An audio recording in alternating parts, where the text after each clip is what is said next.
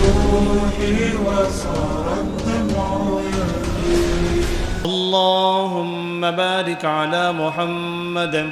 وعلى آل محمد كما باركت على إبراهيم وعلى آل إبراهيم إنك حميد مجيد. محترم بزرگوں اور ملت کے نوجوانوں، پچھلے درس میں حضرت عبد المطلب کے بارے میں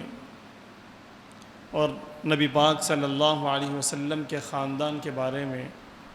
تفصیل سے بات آئی تھی.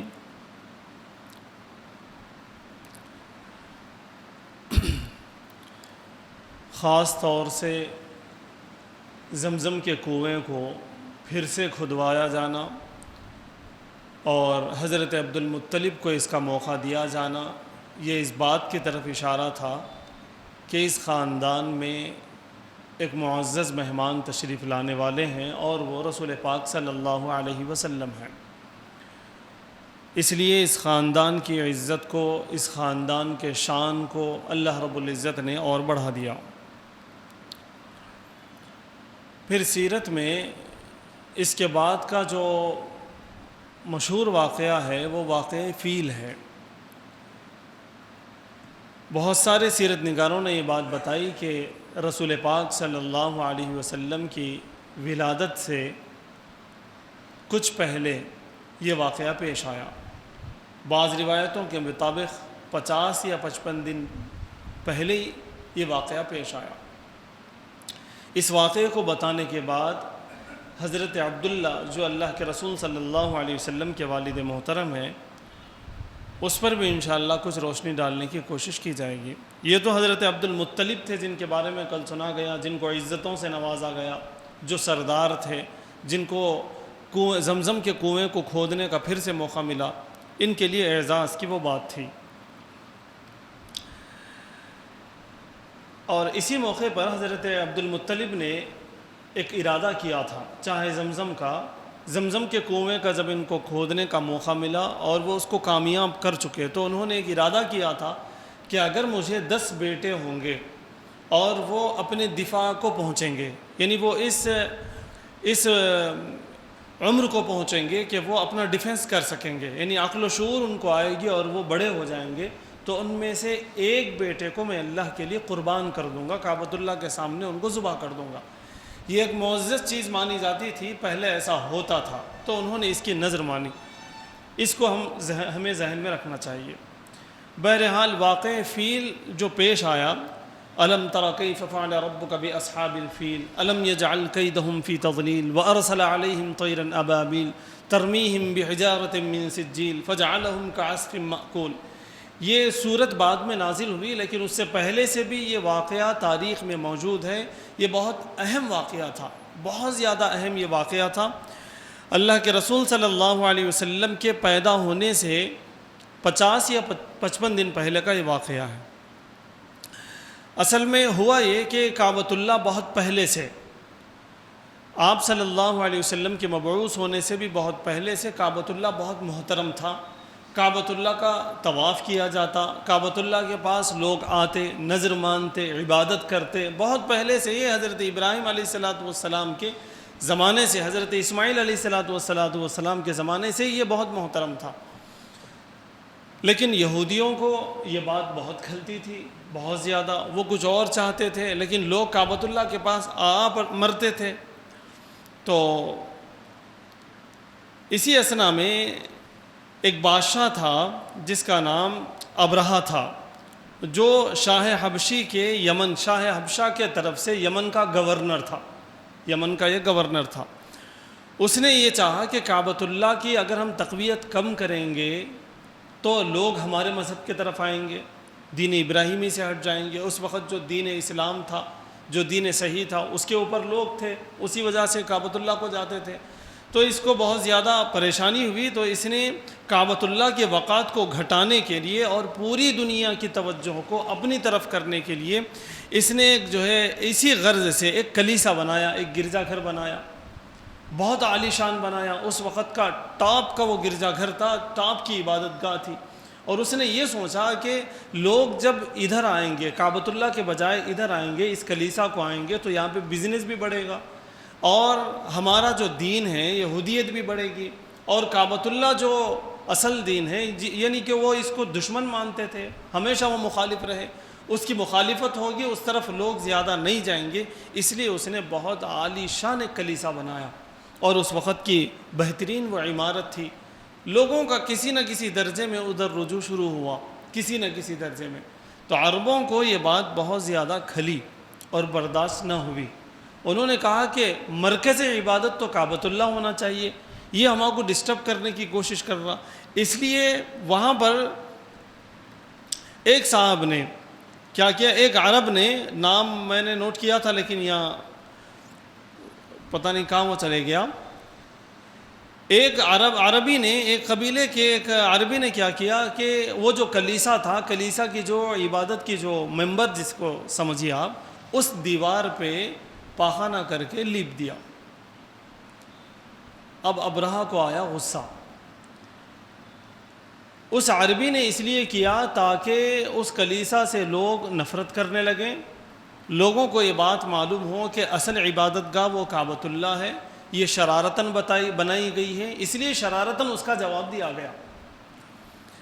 ابرہہ کو بہت زیادہ غصہ آیا، جس کی وجہ سے اس نے فوراً ارادہ کیا کہ اب کعبۃ اللہ کو میں ڈھا دوں گا،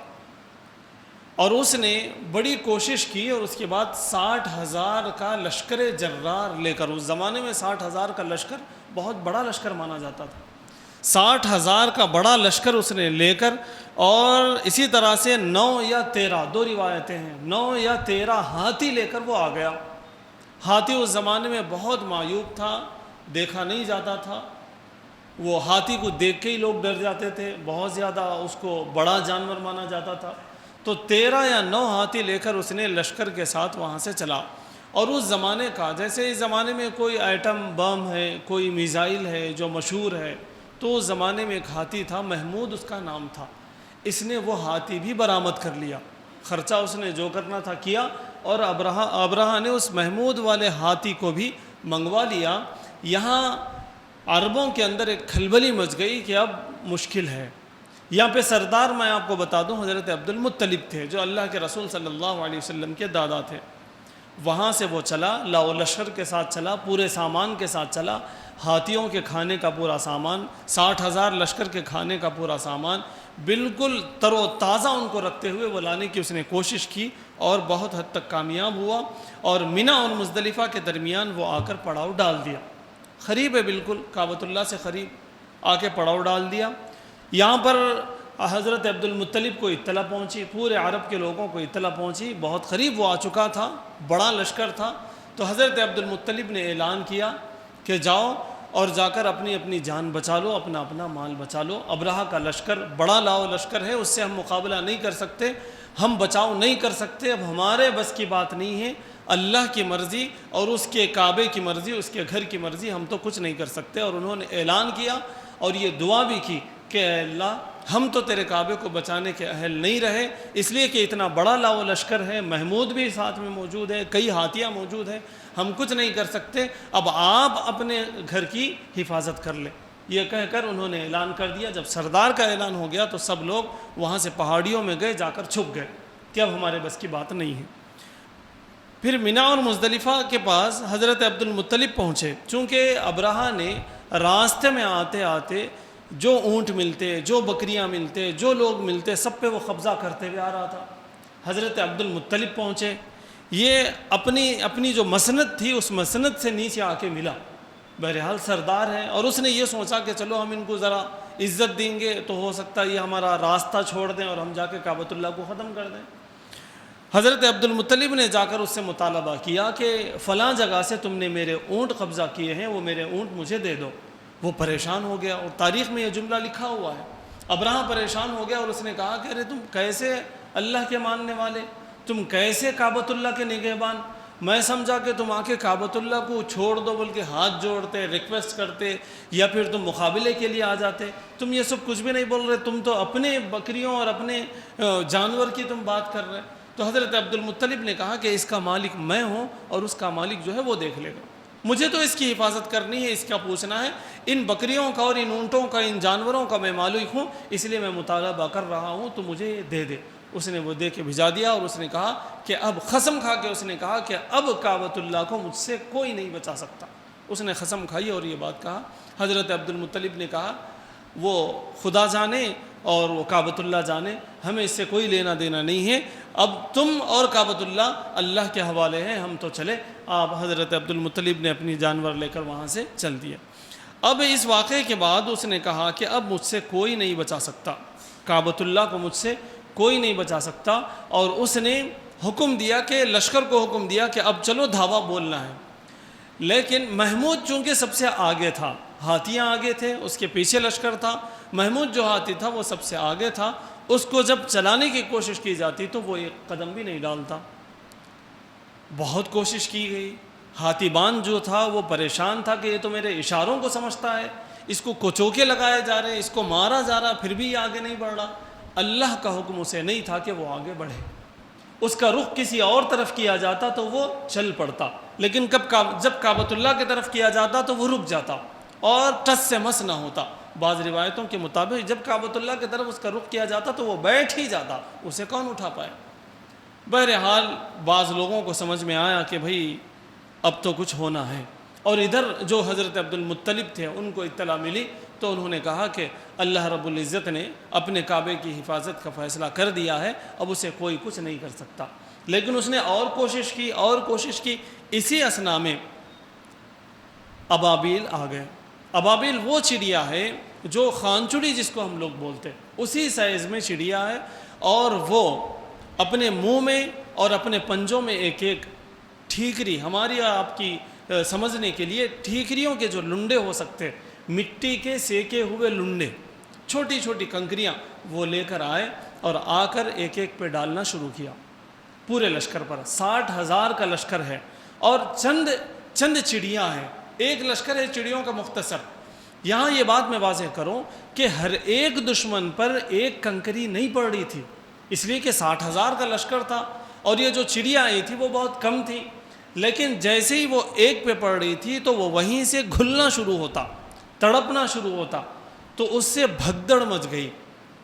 پورے لشکر میں بھگدڑ مچ گئی۔ بھگدڑ مچنے کی وجہ سے ایک دوسرے کو روندنا شروع کر دیے، جس کی وجہ سے پورا کا پورا لشکر ہماری آپ کی زبان میں تتر بتر ہو گیا، تہ و بالا ہو گیا، پورا ڈسٹربنس ہو گیا، پورا جو ہے ایک دوسرے کو روندنے لگے، اپنی جان بچانے کے لیے وہ بھاگنے لگے۔ وہ چند چڑیاں آئی تھی، چند وہ ڈھیلے پڑے تھے، لیکن جس کے اوپر پڑے وہ تباہ اور برباد ہوا، وہ چیخنے لگا، دوسرے بھاگنے لگے، جس بھگدڑ کی وجہ سے پورا لشکر ادھر کا ادھر تہ و بالا ہو گیا، تتر بتر ہو گیا، اور وہ لوگوں کو سمجھ میں نہیں آ رہا تھا کہ کدھر جانا ہے۔ بہرحال ابرہہ نے حکم دیا، پیچھے مڑے اور اپنے یمن کو چلنے لگے، لیکن اللہ رب العزت نے ابرہہ کو ایک ایسی بیماری میں لاحق کر دیا، بعض روایتوں کے مطابق اس کے اوپر بھی ایک ڈھیلا پڑا تو اس کے پور جھڑنے لگے، یہاں سے وہ جھڑنا شروع ہوا، اس کا تکا تکا بوٹی بوٹی جھڑنا شروع ہوتا، اور اتنا وہ دبلا ہو گیا، بعض روایتوں میں صاف یوں لکھا ہوا ہے چوزے کے مانند وہ ہو گیا، یعنی اپنے آپ میں وہ اتنا سکڑ گیا، اتنا چھوٹا ہو گیا، اور یمن پہنچتے پہنچتے اس کا انتقال بھی ہو گیا، سڑ گیا، گل گیا۔ ابرہہ کا یہ حال ہوا۔ اب معاملہ یہ ہے کہ اس کی خبر پوری دنیا میں پھیل گئی، اس وقت کا سپر پاور جو فارس اور روم تھا اس تک بھی یہ بات پہنچی، اور پوری دنیا میں یہ بات پہنچی، اور سب لوگ ہکا بکا رہ گئے کہ کعبۃ اللہ کی کوئی شان ہے، ہاں حضرت عبد المطلب کی کوئی شان ہے، اب کچھ اچنبا ہونے والا ہے، اب دنیا کی کایا پلٹنے والی ہے، ورنہ تو اتنا بڑا واقعہ پیش آنا، ہاتھیوں کے ساتھ ابرہہ کا جانا، 60,000 لشکر کے ساتھ ابرہہ کا جانا، یہ کوئی معمولی بات نہیں تھی، لیکن غیبی طاقت نے اس کو بچایا، کعبۃ اللہ کو بچایا، مکے والوں کو بچایا، حضرت عبد المطلب کی ناک رکھی، تو اب کوئی بڑا واقعہ پیش آنے والا ہے، اس کا جو ہے سب کو اندازہ ہوا، اور سب نے اس کا انتظار کیا کہ اب کیا ہونے والا ہے۔ اور اسی وقت یہ بات بھی پوری دنیا میں واضح ہو گئی کہ کعبۃ اللہ کوئی معمولی چیز نہیں ہے، اللہ اس کا نگہبان ہے، اس پر کوئی حملہ نہیں کر سکتا، اور اس کے جو نگہبان ہوں گے اور اس کے جو زیر سایہ ہوں گے وہ بھی بہت محترم ہوں گے، ان کو بھی کوئی ہلا نہیں سکتا، ٹس سے مس نہیں کر سکتا۔ یہ بات واضح ہو گئی۔ اور اسی رو میں، اسی جو ہے وائرل نیوز کے اندر حضرت عبد المطلب کی جو شان تھی وہ بھی بڑھ گئی۔ اور وہ کیوں بڑھی؟ اس لیے کہ حضرت عبد المطلب کے نسل سے آپ صلی اللہ علیہ وسلم کو پیدا ہونا تھا۔ بہرحال کل جو بات بتائی گئی کہ چاہے زمزم کو، یعنی زمزم کے کنویں کو پھر سے کھود کر حضرت عبد المطلب کو عزت سے بخشا گیا، حضرت عبد المطلب کے جو ہے مقام کو بتایا گیا، مرتبے کو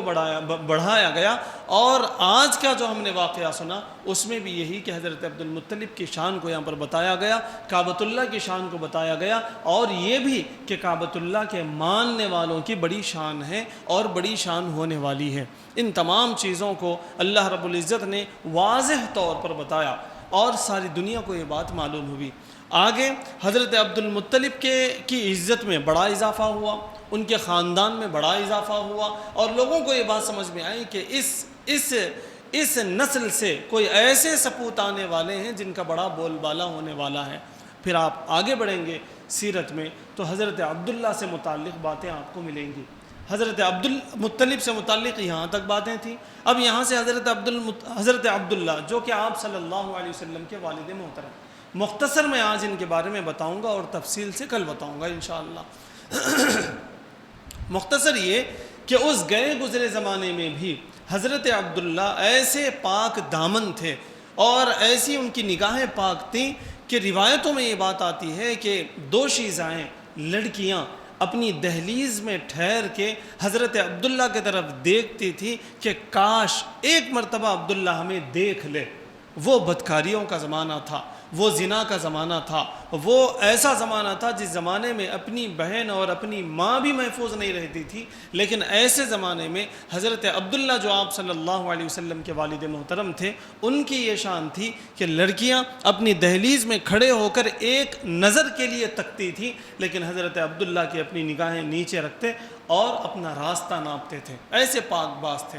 حضرت عبداللہ وہ ہیں جن کو ایک عورت نے بار بار چاہا کہ وہ زنا کرے، وہ ان کے ساتھ ملوث ہو جائے، حضرت عبداللہ نے اس کو چانس نہیں دیا۔ اس نے سامنے آ کر یہ کہا، روزانہ وہ راستے میں ٹھہرتی، ایک دن رکا کے بولا کہ بھئی میں آپ سے نکاح کر لیتا ہوں، چلو آپ غلط کام نہیں کرنا چاہتے۔ حضرت عبداللہ نے جو ہے کہا کہ ہمارے بڑوں سے پوچھ لینا، اور وہاں سے چل دیے۔ اس کا بھی ایک مستقل واقعہ ہے، انشاءاللہ میں اس کو کل بتاؤں گا۔ بہرحال حضرت آپ صلی اللہ علیہ وسلم کی نسل کو